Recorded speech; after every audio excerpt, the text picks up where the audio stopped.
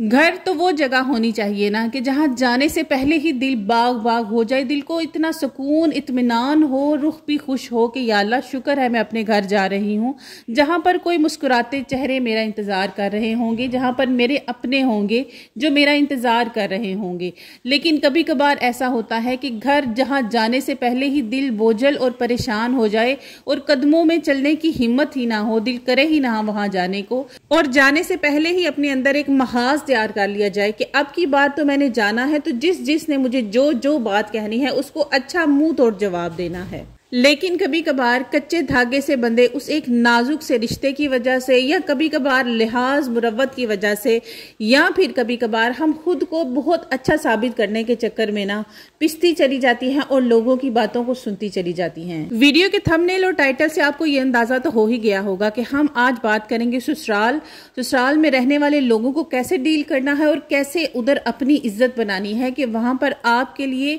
एक इज्जत का अच्छा माहौल हो, जहां पर लोग आपकी इज्जत करें और आपका उस घर में जाने को दिल करे। क्योंकि शादी के बाद एक लड़की का घर वही होता है, हमने अपनी जिंदगी उसी ससुराल के घर में गुजारनी होती है, तो क्यों घुट घुट के और पिस पिस के जिंदगी गुजारे, क्यों हम ऐसी कुछ आदतें और टिप्स एंड ट्रिक्स ना अपनाएं जो हमारी जिंदगी को ससुराल में रहकर भी खुशहाल बनाए है, और हम लोगों को ये मिसाल दें कि भाई मेरा ससुराल तो अच्छा है। लेकिन इसके लिए कुछ चीजें हमारे अंदर खुद भी अडॉप्ट करनी पड़ेंगी हमें, और कुछ हमें अपने ससुराल के अंदर तब्दीलियां लेकर आनी पड़ेंगी। अस्सलाम वालेकुम, मेरा नाम है हिना और वेलकम करती हूँ आपको अपने यूट्यूब चैनल में। उम्मीद करती हूँ आप लोग सब खैरियत से होंगे, अल्लाह का शुक्र मैं बिल्कुल ठीक ठाक हूँ। एक लड़की का असली घर, हमारे दिमाग में ना बचपन से ही ये बात होती है, इवन हमारे खेल भी यही होते हैं। हम गुड्डा गुड्डियों की शादियां करवा रही होती हैं और लड़कियों को गुड्डियों को अपने दूल्हे के साथ भेज रही होती हैं, यानी कि हमारे दिलों दिमाग में बचपन से ही ये बात डाल दी जाती है कि ससुराल का घर ही हमारा घर होगा, शोहर का घर हमारा होगा और वहां पर ही हमने अपनी जिंदगी गुजारनी है। और जब हम शादी करके अपने घर में जाती हैं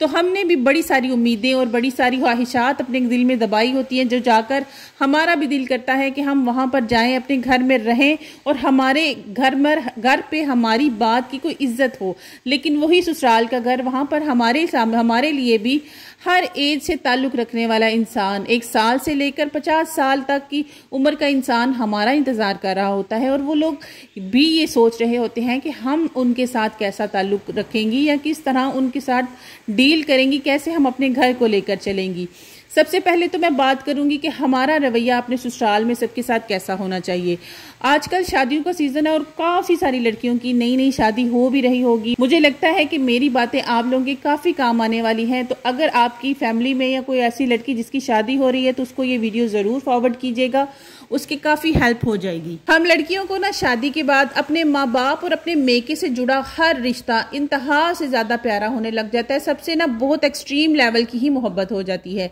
जबकि मोहब्बत हमें उनसे पहले भी होती है, लेकिन शादी के बाद उनसे दूर होने के बाद एहसास होता है कि हमें तो उनसे कितनी ही ज्यादा मोहब्बत है। हम सुबह उठते साथ सबसे पहले अपनी माँ को, अपने बाप को, या आप अपनी बहन को, किसी को भी सबसे पहले आप कॉल करती हैं, उसको पूरे दिन की जो भी सिचुएशन होती है वो बताती हैं। इसी तरह आपका जो हस्बैंड है ना, उसके भी माँ बाप हैं, बहन भाई हैं, और उसको भी वो ऐसे ही प्यारे होते हैं जैसे आपको अपने माँ बाप बहन भाई प्यारे होते हैं। इसलिए सबसे पहले तो अपने घर में, अपने ससुराल में अपनी इज्जत बनाने के लिए, अपने मियाँ की नजरों में भी एक अच्छी औरत, अच्छी बीवी बनने के लिए ना, सुबह जब आप सबसे पहले उठ के ना अपने कमरे से बाहर जाएं, अपनी सास ससुर, अपनी नंद देवर जेठानियों को ना हंस के सलाम करें, सबको बोले अस्सलाम वालेकुम। और यकीन करें, सलाम ऐसी चीज है जो नफरतें मिटाता है, दिलों में प्यार और मोहब्बत डालता है।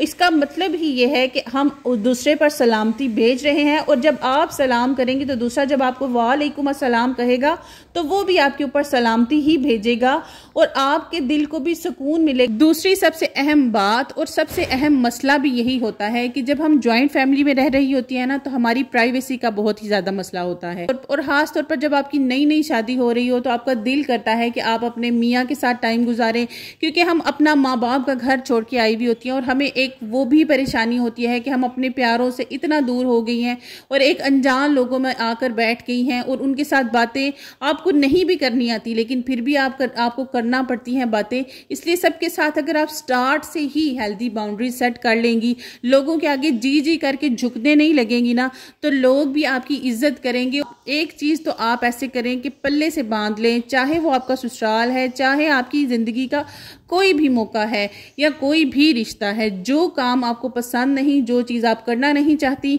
उसके लिए उनको ना कह दें, ना कहना सीख लें। क्योंकि अगर आप ना कहना नहीं सीखेंगी, अगर आपकी सास ने कहा है कि एक देग बना दो और आप कहेंगी जी जी अम्मी मैं तो बना दूंगी क्योंकि मैं तो आपकी बहुत अच्छी बहू हूँ, तो फिर आप वो देगें सारी ज़िंदगी बनाएंगी। इसलिए जो काम आप नहीं कर सकती या जो आप काम नहीं करना चाहती वो आप ना करें। और ये तमाम बातें जितनी भी मैं आपके साथ शेयर कर रही हूँ, यकीन करें मैंने अपनी आंखों देखी है और अपनी ज़िंदगी में इन चीज़ों को तजुर्बा किया है। इस वजह से मैं आपके साथ शेयर कर रही हूँ कि ये काम हमें बड़ी ही ज़्यादा मुश्किल में बाद में डाल देते हैं। ख़ास तौर पे जो आपकी जेठानियाँ होती हैं ना, उन्होंने तो ससुराल वालों को ऐसी बुरी आदत डाली होती है हर काम को करने की, और उनकी वाह वाह इतनी हो रही होती है पूरे घर में सारे लोगों के बीच में कि जी ये फलानी बाजी तो बहुत ही अच्छी है, लेकिन फलानी बाजी ने जितनी मार खाई हुई होती है और अपनी ही गलतियों की वजह से पिस रही होती है, आपने वो काम नहीं करना। अगर आपकी जेठानी की तारीफें हो रही हैं तो होने दे, कोई मसला नहीं। अगर आपका मियाँ आपके साथ अच्छा होगा,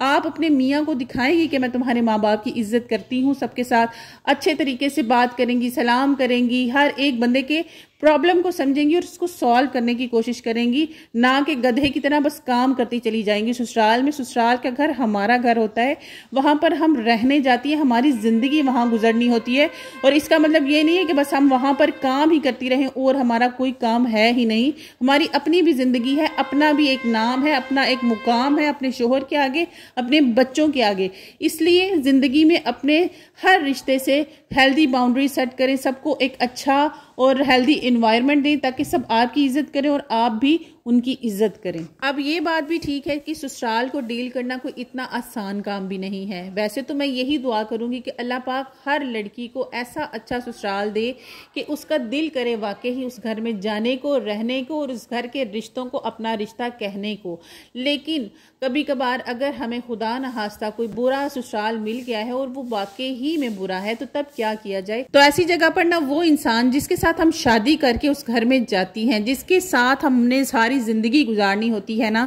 और पहली रात को शादी की को जब वो इंसान हमें बोलता है कि ये मेरे रिश्ते हैं और तुमने इनकी इज्जत करनी है, तो तब हम भी ना शादी की खुशी में और उस नए रिश्ते में बंधने की खुशी में ना बस कह देती है कि हाँ हाँ मैं तो तुम्हारे रिश्तों की इज्जत करूंगी। लेकिन वही वक्त है जब आपने अपने मियाँ के साथ भी कुछ बातें ऐसी करनी है कि जब मैं तुम्हारे माँ बाप की या तुम्हारे घर में रहने वाले तमाम रिश्तों की इज्जत करूंगी, तो मेरी इज्जत करवाना तुम्हारे ऊपर डिपेंड करता है। अब यहाँ पर ना कुछ लड़कियां ऐसी भी होती हैं जो ससुराल को बिल्कुल इज्जत नहीं देती, हालांकि अगर आपका वो ससुराल बहुत ही ज़्यादा अच्छा है फिर भी आप उनको यूं कह लें कि जूते की नोक के बराबर भी रखना पसंद नहीं करती ना। तो यहाँ पर मैं आप लोगों को यही बात कहना चाहूंगी कि अगर आपके ससुराल के साथ आपकी नहीं बनती ना, तो अच्छे तरीके से इज्जत के साथ टाइम से उनसे सेपरेट हो जाएं, ताकि कल को भी आप उनकी इज्जत करने के काबिल रहें। क्योंकि बकाफाते अमल दुनिया में ही होता है, हमने भी माँ बाप बनना है और कल को हमने भी इन्हीं तमाम रिश्तों में जाना है। अगर हम अपने बच्चों के सामने ना उसके ददियाल की और उन सब लोगों की बुराइयां करेंगे ना, तो कल को हमारे बच्चे भी यही कुछ सीखेंगे और यही कुछ वो अपने बच्चों को भी सिखाएंगे। इसलिए अपने मुआशरे को भी चेंज करना एक औरत की जिम्मेदारी होती है, ना कि सिर्फ हमने ये सोचना है कि हमारे साथ क्या हो रहा है, हमने ये भी देखना है कि हम लोगों के साथ क्या कर रही हैं। बस जी आज के व्लॉग के लिए इतना ही। इंशाल्लाह आपसे कल दोबारा मुलाकात होगी एक अच्छे व्लॉग के साथ। उम्मीद करती हूँ आपको आज की वीडियो अच्छी लगी होगी। अच्छी लगी है तो चैनल को सब्सक्राइब, वीडियो को लाइक एंड शेयर करना मत भूलिएगा। दुआओं में याद रखिएगा। इंशाल्लाह मैं आप सबको अपनी दुआओं में याद रखूंगी। अल्लाह हाफिज।